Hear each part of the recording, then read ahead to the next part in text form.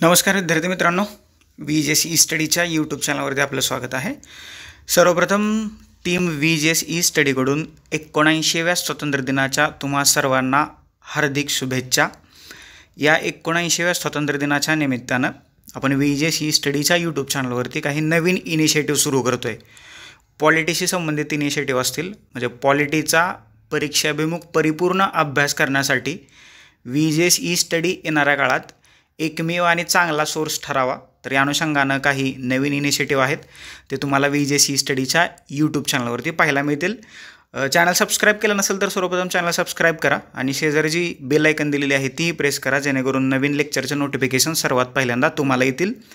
जर का तुम्ही आपल्या VJS स्टडीच्या परिवारामध्ये जॉईन झाला असाल, इंस्टाग्राम असेल, टेलिग्राम, व्हॉट्सअप, यूट्यूब, फेसबुक, आणि जर का तुमच्या शेजारी पाजारी मित्रमैत्रिणी, नातेवाईक, रिलेटिव्स, भाऊ बहीण जर का कोणी कॉम्पिटेटिव्ह एक्झामचा अभ्यास करत असेल तर त्यांच्यासोबत आपला हा जो परिवार आहे तर तो न विसरता शेअर करा. या 5ही सोशल मीडियाच्या लिंक्स ज्या आहेत तर त्या तुम्हाला खाली डिस्क्रिप्शन बॉक्समध्ये दिलेल्या आहेत. 15 ऑगस्ट 1947ला भारताला स्वातंत्र्य मिळालं आणि यावर्षी म्हणजे 2025मध्ये आपण हा स्वातंत्र्याचा 79वा दिवस सेलिब्रेट करतो आहे.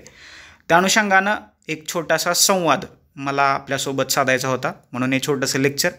परंतु अभ्यासाला सोडून आपण यूट्यूब चॅनलवरती कधीच काही बोलत नाही, बोलणारही नाही, हे आपलं ठरलेलं आहे. तर त्या अनुषंगानं ज्या कायद्यानं इंग्रजांनी आपल्याला स्वातंत्र्य दिलं, पहिल्यांदा त्या कायद्याबद्दल आपण डिस्कशन करू किंवा त्याच्याबद्दल मी तुम्हाला माहिती देतो आणि नंतर मला जे काय तुम्हाला बोलायचं आहे तर ते मी पुढं बोलीनच. त्या कायद्याचं नाव आहे भारतीय स्वातंत्र्य कायदा 1947. हा जो कायदा आहे तर ब्रिटनच्या संसदेनं 5 जुलै 1947ला पारित केला. याच्या अगोदर बरेचसे कायदे पारित झाले होते, परंतु इंग्रजांना आत्ता असं लक्षात आलं होतं की आत्ता इथून पुढं आपण भारतावरती राज्य करू शकत नाही. त्याच्यामुळं त्यांनी 1947मध्ये भारताला स्वातंत्र्य द्यायचं ठरवलं. परंतु हे स्वातंत्र्य त्यांनी आपल्याला सहजासहजी दिलं नाही आहे. 14 ऑगस्ट 1947ला भारताची फाळणी केली आणि भारतातून 2 नवी राष्ट्र निर्माण केली. एक आहे पाकिस्तान आणि दुसरा आहे भारत. या 2 राष्ट्रांचा जन्म झाला. म्हणून 14 ऑगस्ट हा जो दिवस आहे गव्हर्नमेंट ऑफ इंडियाकडून 2021 पासून फाळणी वेदना स्मृती दिन म्हणून आपण तो पाळतो. भारतात ही जी फाळणी झाली तर त्या फाळणीमुळं बऱ्याचशा लोकांना वेदना, कष्ट, दुःख झालं, तर त्याचं स्मरण म्हणून हा दिवस पूर्ण भारतभर 2021 पासून पाळला जातो आहे. आता हा जो स्वातंत्र्याचा कायदा होता तर याला ब्रिटनच्या राजपदाची म्हणजे राजा किंवा राणीची मान्यता जी होती तर ती 18 जुलै 1947ला मिळाली आणि याचं इम्प्लिमेंटेशन झालं. नक्की या कायद्यामधल्या तरतुदी काय होत्या त्याच्यावरती परीक्षेलाही प्रश्न येतात आणि आपल्या ओव्हरऑल स्वातंत्र्य दिनाच्या दृष्टीनं हे जाणून घेणंसुद्धा खूप गरजेचं आहे. 14 ऑगस्ट 1947 पासून भारतातील केंद्रीय कायदेमंडळ त्याच्यामध्ये काय काय होतं, लेजिस्लेटिव्ह असेंब्ली आणि काउन्सिल ऑफ स्टेट्स म्हणजे राज्यसभा आणि लोकसभा आत्ताची सभागृह ही बरखास्त होतील. आलं का लक्षात.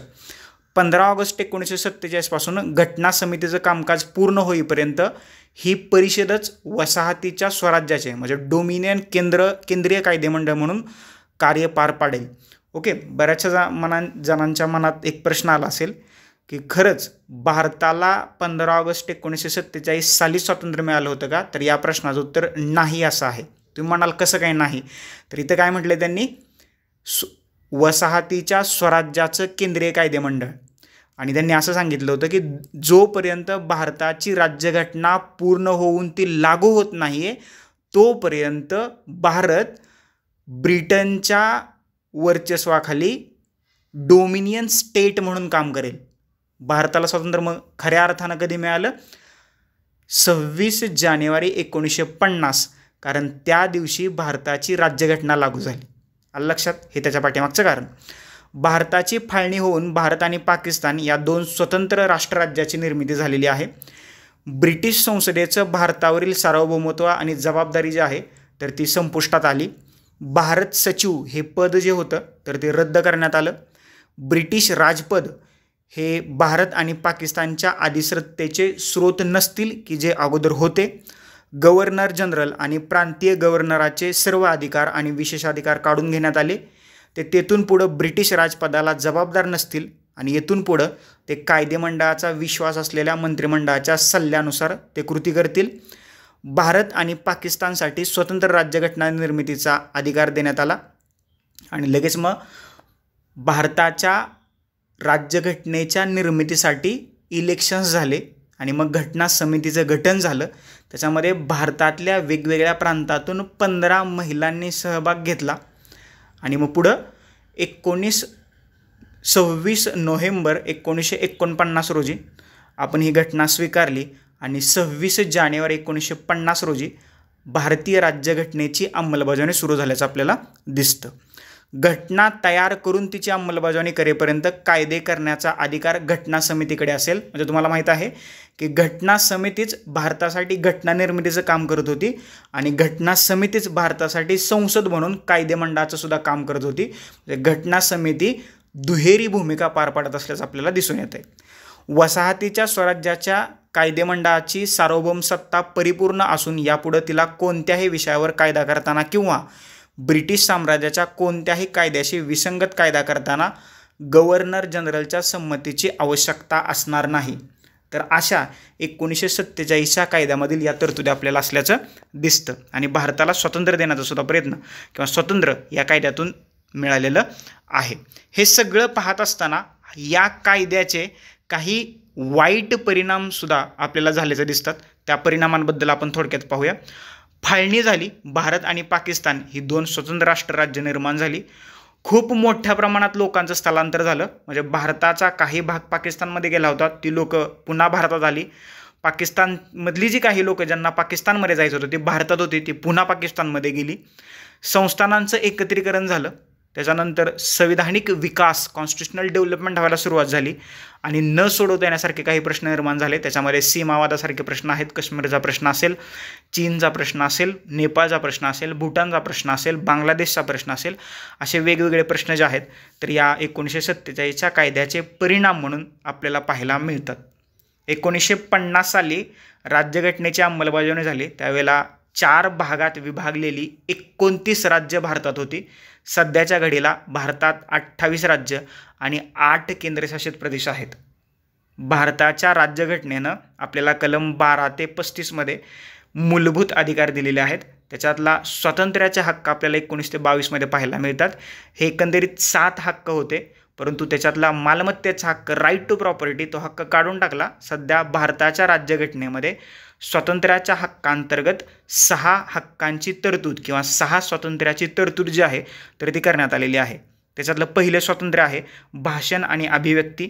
दुसरं आहे शांततापूर्ण आणि निशस्त्र एकत्र जमणं. तिसरं आहे संस्था किंवा सहकारी संस्था स्थापन करणं. चौथं आहे मुक्त संचार आणि स्वातंत्र्य भारतभरात. 5वं आहे भारतात कुठेही वास्तव्य आणि स्थायिक होणं.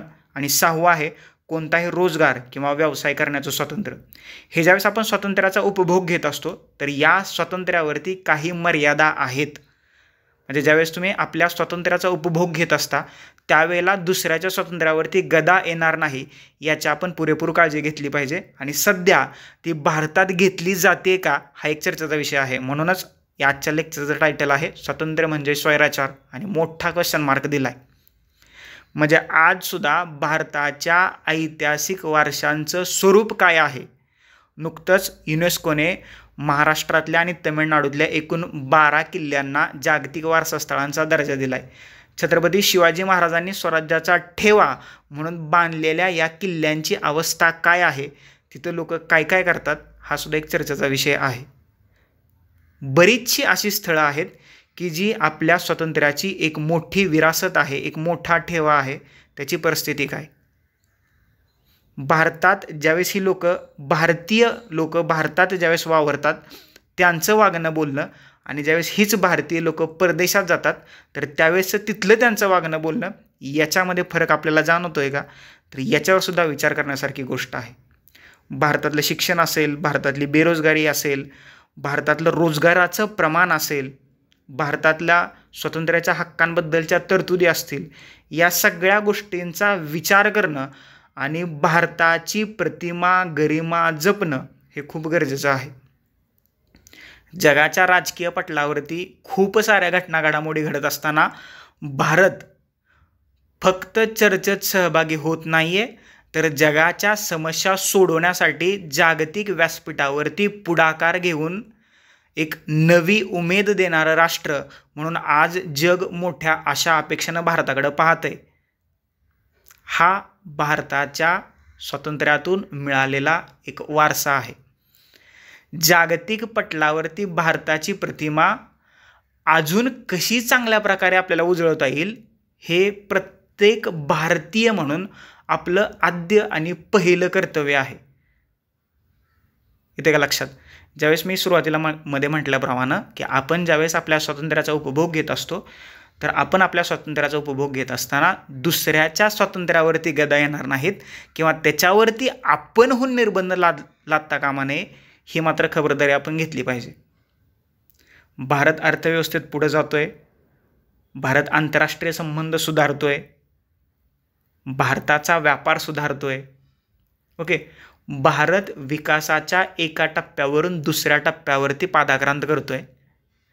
त्यामुळं एक भारतीय नागरिक म्हणून या विकासाच्या प्रक्रियेमध्ये आपलं सुद्धा योगदान देणं खूप गरजेचं आहे. फुल ना फुलाची पाकळी, म्हणजे प्रत्येक वेळेला तुम्ही मोठंच काहीतरी केलं पाहिजे की जेणेकरून तुम्ही किंवा आपण भारतासाठी काय करतोय हे भारतीयांना दाखवून देण्याची काही गरज नाही. आपल्या छोट्या छोट्या कृतीतूनच भारत म्हणून आपण एक आहोत ही प्रतिमा जी आहे तर ती जागतिक पटलावरती अजून चांगली होणार आहे. त्याच्यामुळं आपल्या छोट्या छोट्या कृती, आपल्या छोट्या छोट्या गोष्टी ह्याच भारताला अजून पुढे घेऊन जाणार आहेत. ज्यावेळेस आपण भारतीय म्हणून जगातल्या कुठल्याही देशाच्या कानाकोपऱ्यात वावरत असतो, त्यावेळेस त्या लोकांचा आपल्याकडं बघण्याचा दृष्टिकोन खूप चांगला असतो. कारण जगाने भारताकडून काय स्वीकारले? शांतता, संयम. अलग लक्षात. तर या गोष्टी भारतीय म्हणून जपणं खूप गरजेचं आहे. आणि या 79व्या स्वातंत्र्य दिनाच्या पूर्वसंध्येला आपण एक असा प्रण करूया की आपल्या कोणत्याही कृतीतून भारताचा कोणताही नागरिक किंचितही दुखावणार नाही. म्हणजे खूप मोठं काय करण्यापेक्षा या छोट्यापासून सुरुवात करणं मला वाटतं खूप गरजेचं आहे. आणि हीच सगळी आपण सुरुवात करूया की आपल्या कोणत्याही कृतीतून, आपल्या कोणत्याही गोष्टीतून कोणताही भारतीय व्यक्ती किंचितही दुखावणार नाही आहे. पूर्ण VJC स्टडीच्या परिवाराला अजून एकदा या स्वातंत्र्य दिनाच्या हार्दिक शुभेच्छा. आपले जे काही नवीन इनिशिएटिव्ह सुरू आहेत तर त्याची माहिती सगळी तुम्हाला टेलिग्राम चॅनलवरती, यूट्यूब चॅनलवरती, इंस्टाग्रामवरती, फेसबुकवरती मी तुम्हाला देण्याचा प्रयत्न करतो आहे. आमच्यासोबत जोडले जा आणि या एज्युकेशनल रिव्हॉल्युशनमध्ये सहभागी व्हा. चॅनल सबस्क्राईब केला नसेल तर चॅनल सबस्क्राईब करा. शेजारी जी बेल आयकन दिली ती प्रेस करा, जेणेकरून नवीन लेक्चरचं नोटिफिकेशन सर्वात पहिल्यांदा तुम्हाला येतील. तर तुर्तास आता आपण इथं थांबूया. Thank you so much. धन्यवाद मित्रांनो. नेक्स्ट लेक्चरमध्ये आपण भेटूयाच.